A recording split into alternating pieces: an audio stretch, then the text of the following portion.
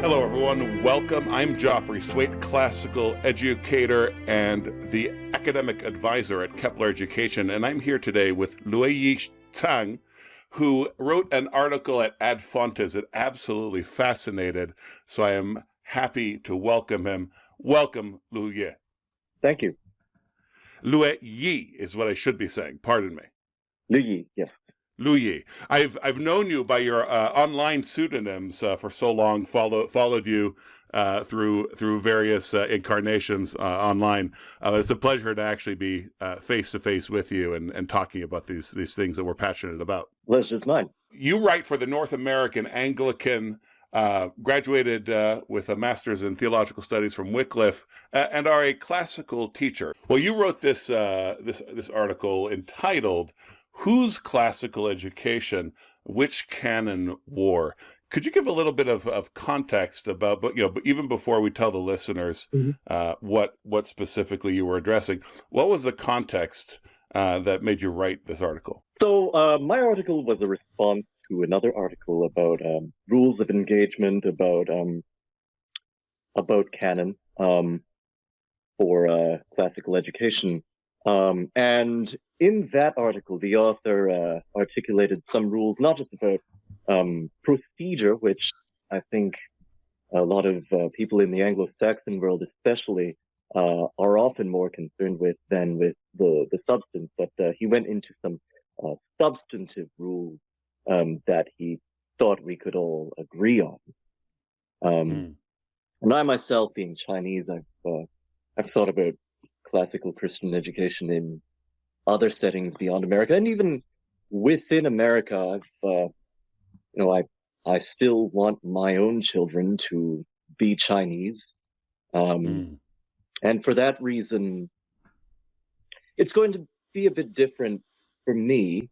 So even if I'm sending my children to an American-centered classical Christian school, I think we're going to have to do things beyond school, not just language instruction, as important as that is, but some kind of, if not a full Chinese classical education, at least some parts of a Chinese classical education.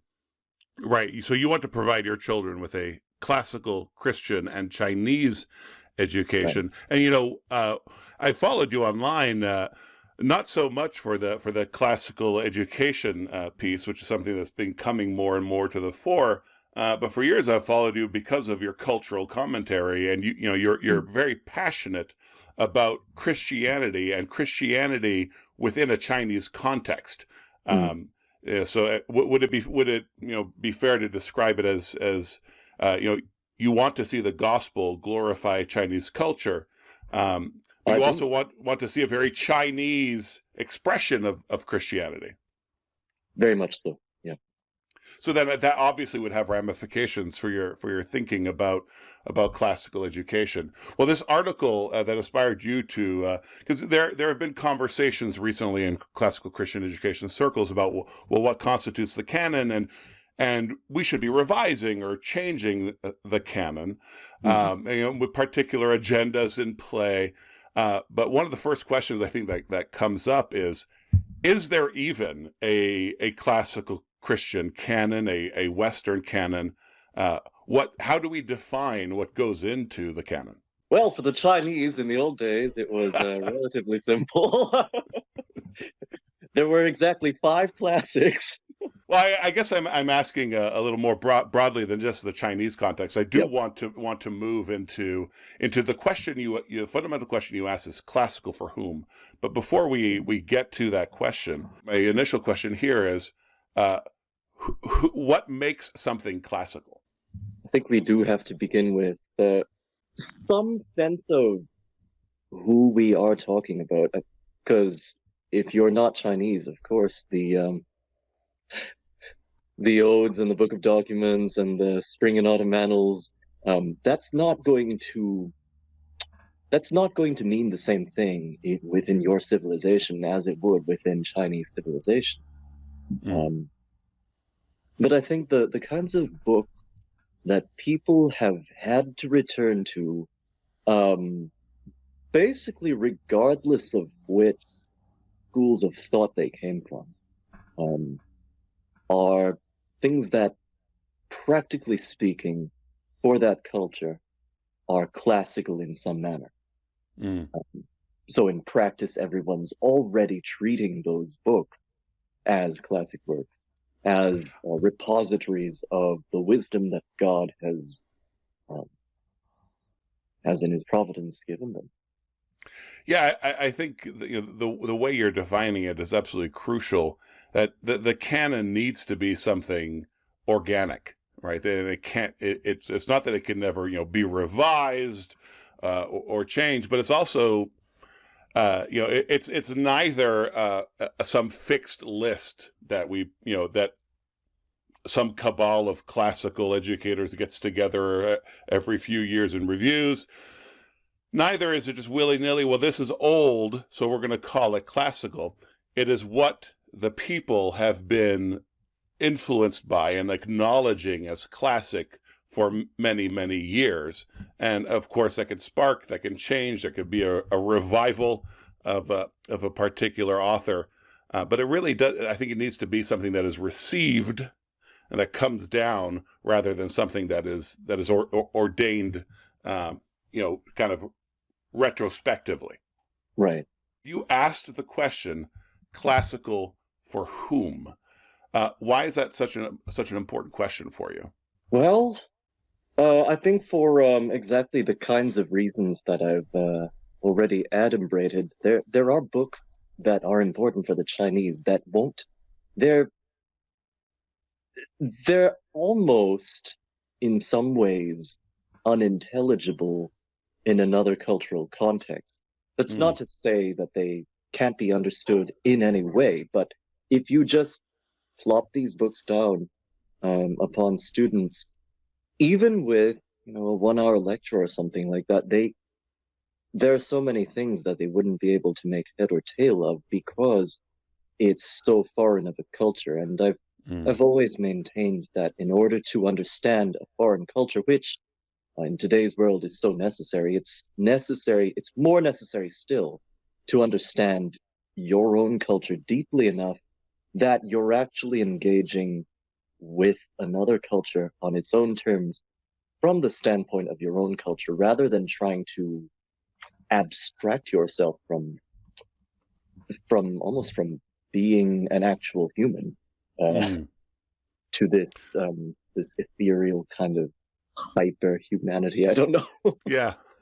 Well, I mean, in effect, one of the things you're doing here by connecting a classical canon to a person's culture is you're being anti-Gnostic. You're trying to incarnate this as much as possible, make it a part of a real story. I teach Cervantes's Quixote, and of course, so I teach it to English speakers, and there are a lot of things we can do to connect the Quixote to broader Western civilization.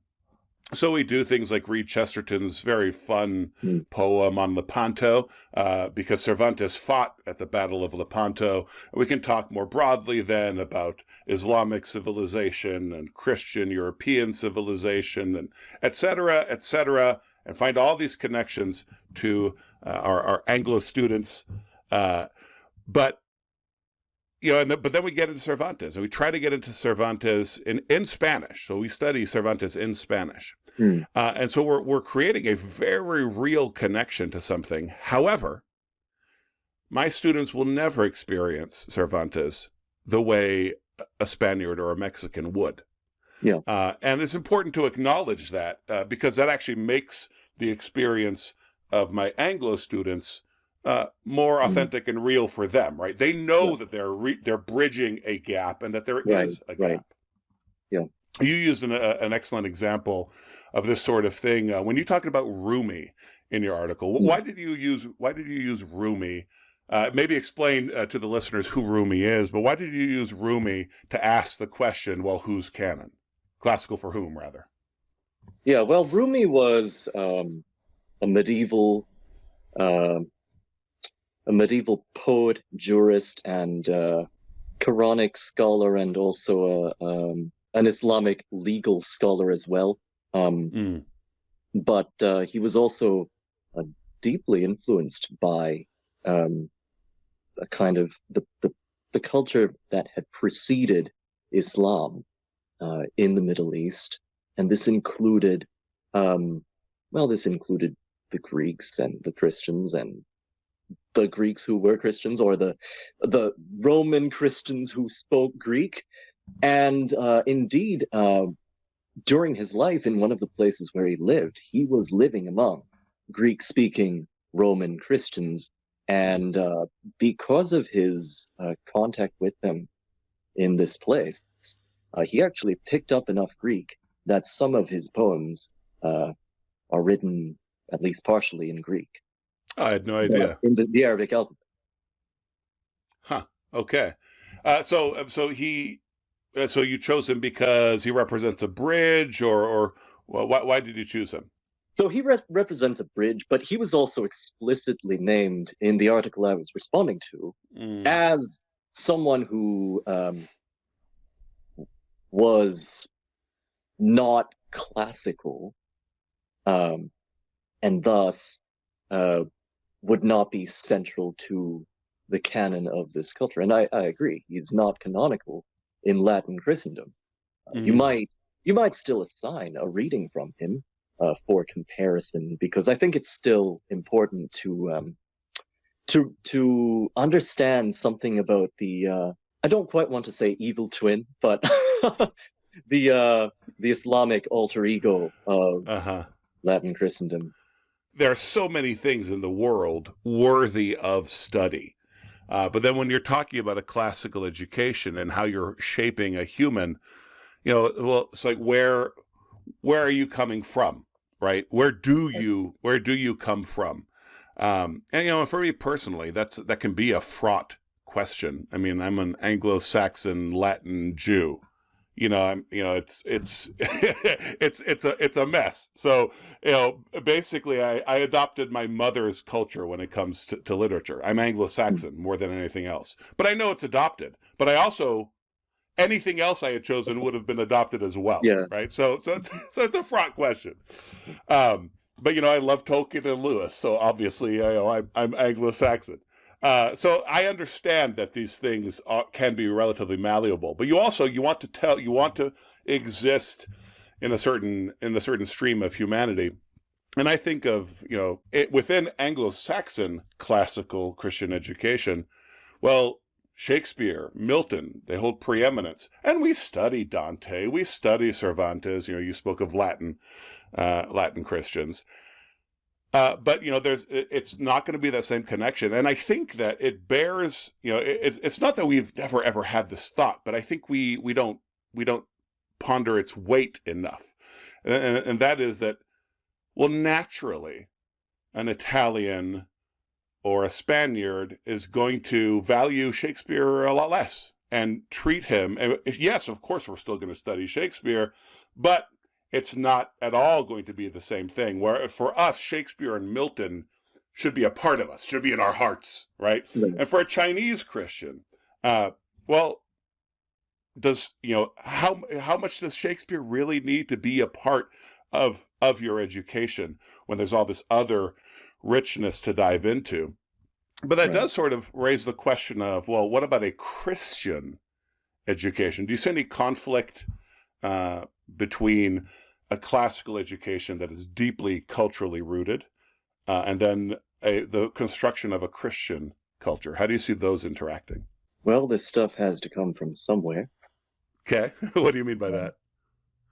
So when this happened the first time around with the Romans, they had a classical culture. They had, some Augustan golden age, and before that Cicero and those guys. And so, at the time of Lactantius was a trained Ciceronian, basically. And he wrote in the last days of the pagan regime. He was writing during the reign of the Emperor Diocletian. He was also, at some point, the imperial at the imperial chair of rhetoric at the imperial court. So he was at this center of power under the Emperor Diocletian, but he was also at that very time, as persecution against Christianity ramped up. That was when he wrote, during and after the persecution, his 6-book work called The Divine Institute, an apologetical work for the Christian faith. So that's right before or during the last great persecution of Christians in the Roman Empire. But 70 years later, we get to Ambrose of Milan.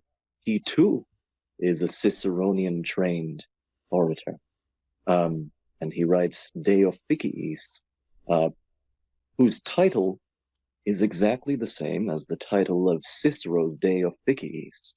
So their attitudes toward a lot of the pre-Christian culture may actually be quite hostile or quite adversarial, in the kind of macho way that that these Mediterranean writers write.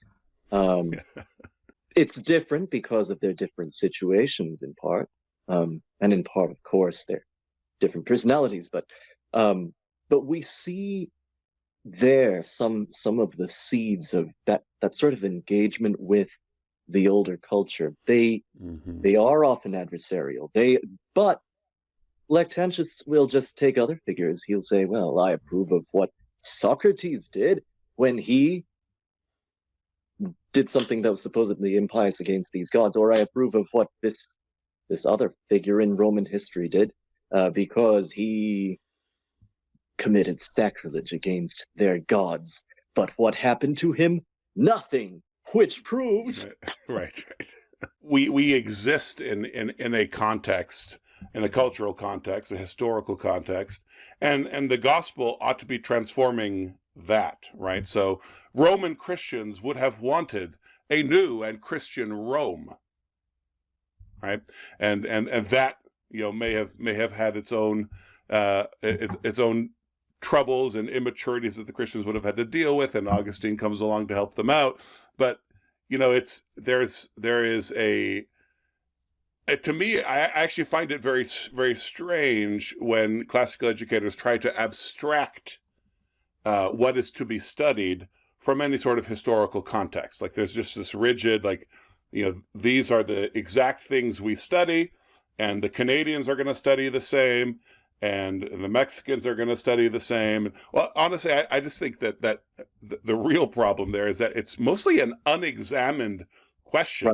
Right. But if we ask the question, then that can make us look at our own canon, whatever it is. And a Catholic in Philadelphia is going to have a different classical Christian canon than an Anabaptist somewhere on the plains. And it ought to be that way, I think.